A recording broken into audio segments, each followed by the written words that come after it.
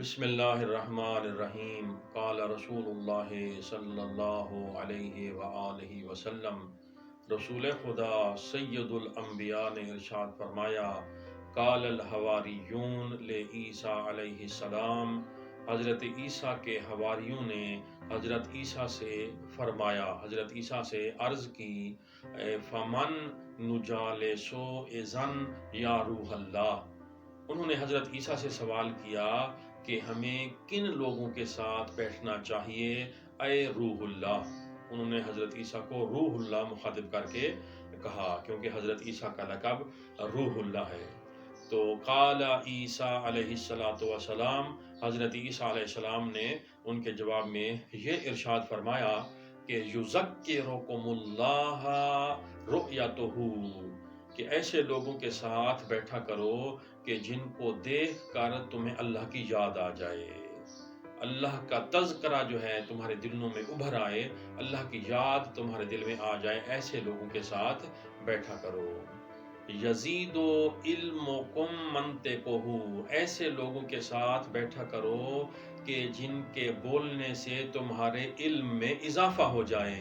وَيُرَغِّبُکُم فِی الْآخِرَةِ عَمَلُہُ، اور ایسے لوگوں کے ساتھ بیٹھا کرو کہ جن کے عمل سے تمہیں آخرت کی ترغیب ملے، تمہیں آخرت سنوارنے کا شوق اور جذبہ پیدا ہو جائے، ایسے لوگوں کے ساتھ بیٹھا کرو کہ جن کے عمل کو دیکھ کر تمہارے اندر بھی آخرت سنوارنے کا شوق اور ترغیب پیدا ہو۔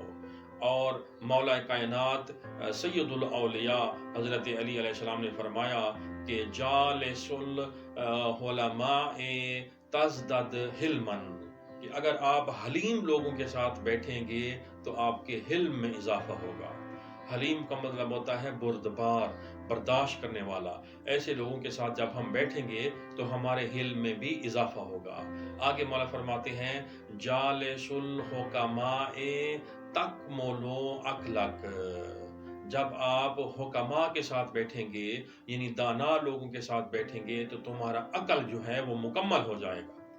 انسان عقل کل نہیں ہے، انسان میں خامیاں ہیں، انسان میں نادانیاں ہیں، لیکن جب ہم حکماء کے ساتھ بیٹھیں گے، دانا لوگوں کے ساتھ بیٹھیں گے تو تمہارا عقل جو ہے وہ مکمل ہو جائے گا۔ جالس العلماء تسعد، اگر آپ علماء لوگوں کے ساتھ بیٹھیں گے جو اہل علم ہیں، ان کے ساتھ آپ بیٹھیں گے تو سعادت مند بن جائیں گے۔ سعادت مند مطلب خوش بخت بن جائیں گے، دنیا میں بھی خوش بخت اور اس دنیا میں بھی خوش بخت ہو جائیں گے۔ وَجَالِسَ الْفُقَرَاءِ تَزْدَدْ شُکْرًا، اور اگر ہم فقیروں کے ساتھ بیٹھیں گے، فقراء کے ساتھ بیٹھیں گے تو ہمارے شکر میں اضافہ ہو جائے گا۔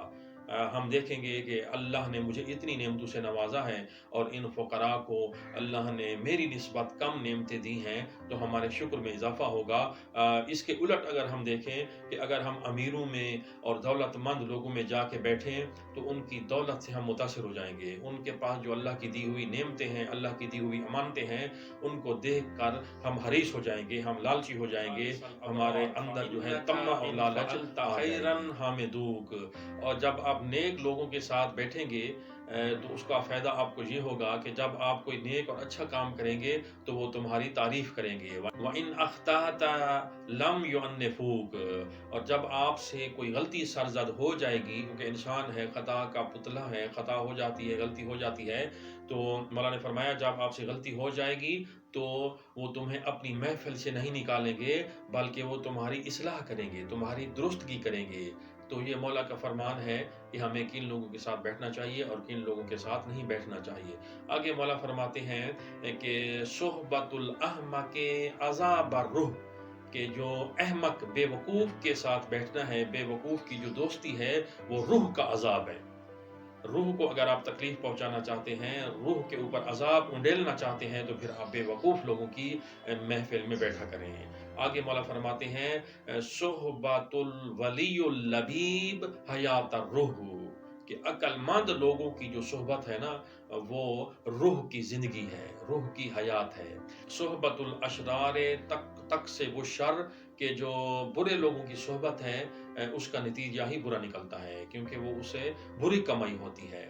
یہ مولا علی کا فرمان ہے، صحبت الاشرار تکسب الشر، کہ جو برے لوگوں کے ساتھ اٹھنا بیٹھنا ہے اس سے جو ہے شر ہی حاصل ہوگا، اس کا نتیجہ شر پر نکلے گا۔ آگے مولا نے مثال دی ہے کر ریح، ہوا کی مثل ہے، برے لوگوں کے ساتھ بیٹھنا کر ریح، ہوا کی مثل ہے، اذا مرت بالنتن، جب ہوا کسی بدبو کے ساتھ گزرتی ہے، حاملت نتنا، تو اپنے ساتھ وہی بدبو اٹھا کے لے کے چلتی ہے، پھر وہی بدبو اپنے ساتھ اٹھا کے ہوا اڑنے لگتی ہے، چلنے لگتی ہے۔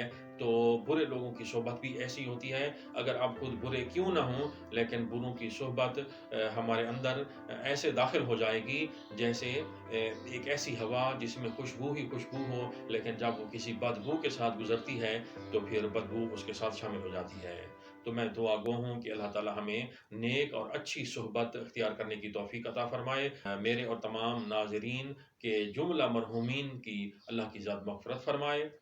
والسلام علیکم ورحمۃ اللہ وبرکاتہ۔